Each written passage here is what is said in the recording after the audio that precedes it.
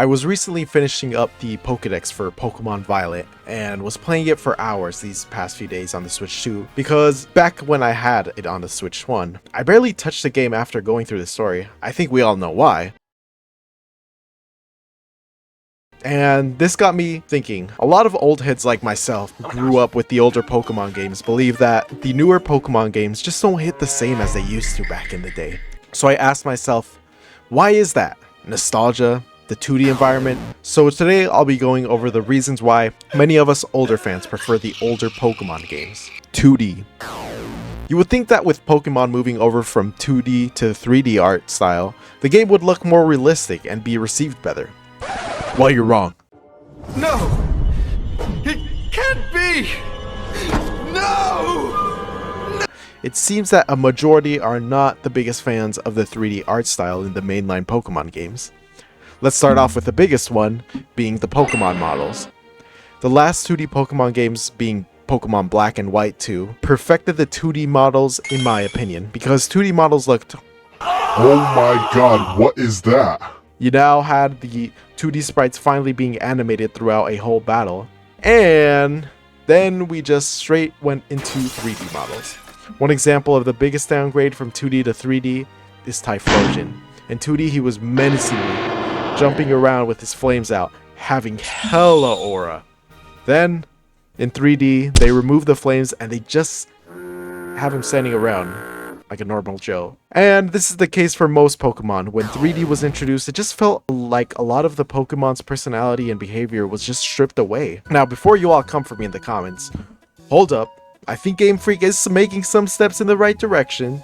As time passes by, there have been improvements to the 3D Pokemon models, most coming from Pokemon Scarlet and Violet. And I'll admit, Pokemon now being in the overworld in the newer 3D games roaming around, whether that be a Spoink jumping around or a fucking Veluza zooming around not letting you explore the ocean, maybe that's just a me issue, it gives these Pokemon more personality. So I feel Pokemon is going in the right direction when it comes to making the 3D Pokemon come to life. Now next, settings and world building. While there have been some intriguing towns and routes in the recent Pokemon games, I think it's in the recent open world games such as Sword and Shield and Legends Arceus where we have seen a lack of world building. Now, I get we are in the early stages of transitioning Pokemon into an open world game, but when I look at the world of Scarlet and Violet, all I see is a giant landscape with some towns sprinkled in here and there, while in older games, the map was more towns with some routes sprinkled around. My main point being that Pokemon Scarlet and Violet seems to be riddled with more generic landscape rather than having any notable towns or landscapes. For example, take these two pictures I took. Can you tell me what the difference is? No? Well, you should, because these two pictures are actually pictures of two different caves. Good world design usually has something that stands out. For example, Chargestone Cave in Pokemon Black and White was a unique cave with emerging glowing stones filled with electricity, or the large skyscrapers found in Castelia, filled with so many NPCs, alleys, and coffee shops, similar to the cities of New York. And in Scarlet and Violet, there just weren't many towns that really stood out to me. Now, personally, I think Pokemon is currently going in the right direction to fix these issues. I was recently playing the Teal Mask DLC, and after playing in the Festival of the Mask, the event really stood out to me, with all the different stands and lights out at night. It was one of the standout locations and scenes I appreciated in the story of the DLC. So hopefully future games focus on world building and making the plot intertwine with the different locations of the game, just like the Teal Mask did with the Mask Festival. Next is the characters. Imagine you're going through a regular Pokemon campaign of Scarlet and Violet, and you go to the school you're supposed to be enrolled in. You meet a particular trainer that tells you, "I heard a lot about you. Do you want to be friends?" And this is what your so-called rival asks? When I think of a rival, it's someone who really challenges me emotionally. When you fight against your rival, you're supposed to feel something, like you strive to be much better than them. A nice young man named Gary Oak. Gary? He was only interested in studying the most rigorous training possible, challenge training. There's certainly no doubt Gary will become an elite Pokemon trainer one day. So Gary did challenge training? Here we go. Let me guess. All right, I want to do the challenge training too! What a shock. Not like someone who just constantly interrupts your journey, just asking for a Pokemon battle. The other group of characters I think are not as good in modern games are the villain groups. In Scarlet and Violet, we have Team Star, which were groups of students that were outcasts causing trouble around Paldea. And I'm gonna be honest, Team Yell was not so...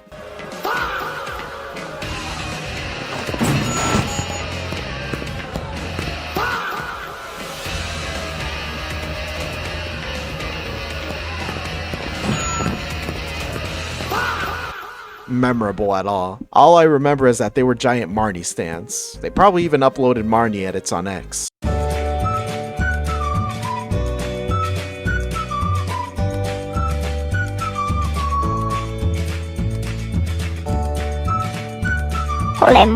My point being, the villain groups usually had a very nefarious motive for what they did, making the player feel more like a hero when facing off. The best two examples that come to mind are Team Rocket and Team Galactic.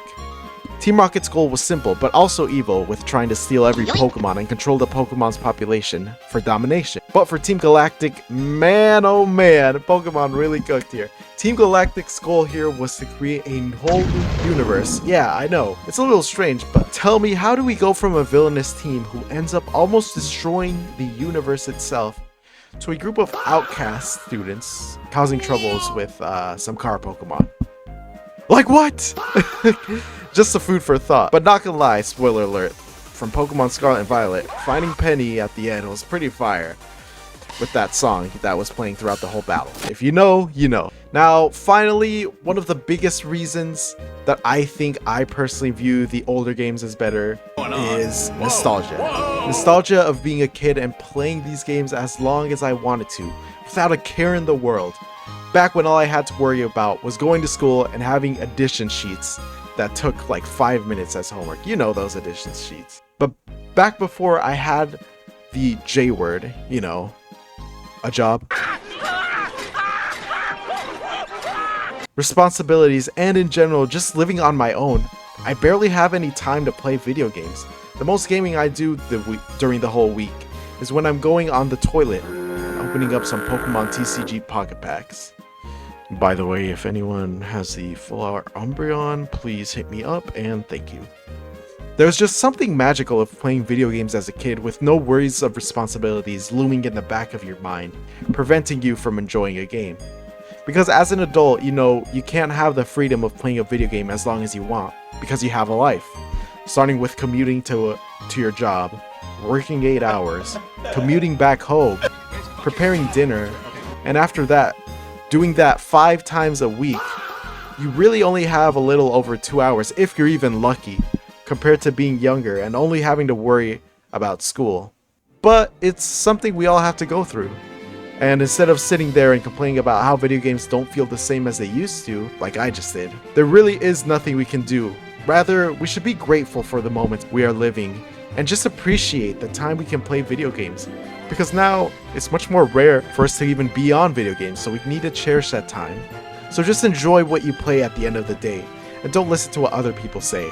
As long as you enjoy what you play is all that matters.